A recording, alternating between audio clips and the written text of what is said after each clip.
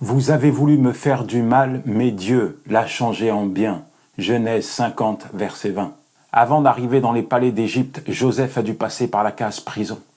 Seul, abandonné de tous, il est resté fidèlement attaché à Dieu. Le rêve qui était sur son cœur l'avait scellé à tout jamais à son berger. Et chaque jour, il devait avoir les yeux fixés sur lui. En réalité, sa communion avec Dieu le maintenait debout, le maintenait en vie. Et il est resté fidèle à Dieu, convaincu que l'homme n'était pas l'appui de sa destinée, mais Dieu et Dieu seul. C'est donc sur les genoux qu'il a appris ses leçons divines. Oui, Dieu l'a formé, l'a travaillé, l'a façonné afin de le préparer pour devenir l'un des hommes les plus puissants d'Égypte.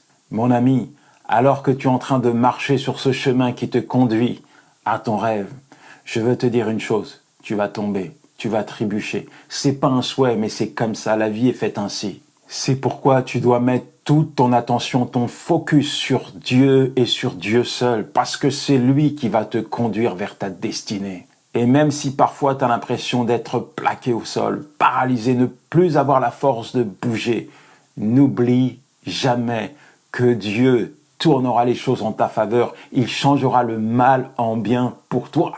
Ah là là. Si j'avais regardé à tous les obstacles qui se sont dressés sur ma route, à toutes les portes qui se sont fermées, à toutes les critiques, à toutes les flèches qu'on m'a envoyées, je pense que je ne serais pas là aujourd'hui. Trop dur, non, je n'y arriverai jamais. Mais tu sais quoi, mon ami? Il y a une chose que l'épreuve n'a pas pu déloger de mon cœur.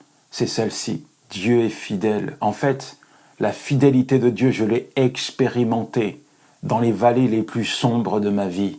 Et c'est là, dans ces endroits sombres, dans ces moments d'isolement, que j'ai décidé de placer ma foi en lui, de lui faire confiance. Et je peux te dire qu'il ne m'a jamais, mais alors jamais déçu.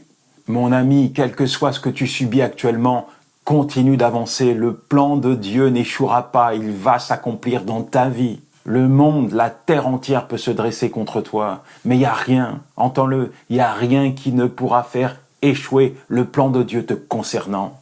Joseph a été frappé, rejeté, vendu par ses frères. Et ils ont dit à leur père, ton fils, il est mort, plus jamais tu ne vas revoir son visage. Mais ce qu'ils ignoraient à cet instant, c'est qu'en l'envoyant en Égypte comme esclave, ils l'envoyaient tout droit dans l'accomplissement du rêve de Dieu.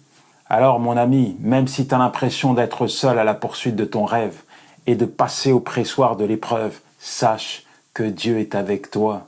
Il t'aime et il déplacerait les montagnes pour te faire entrer dans ta destinée.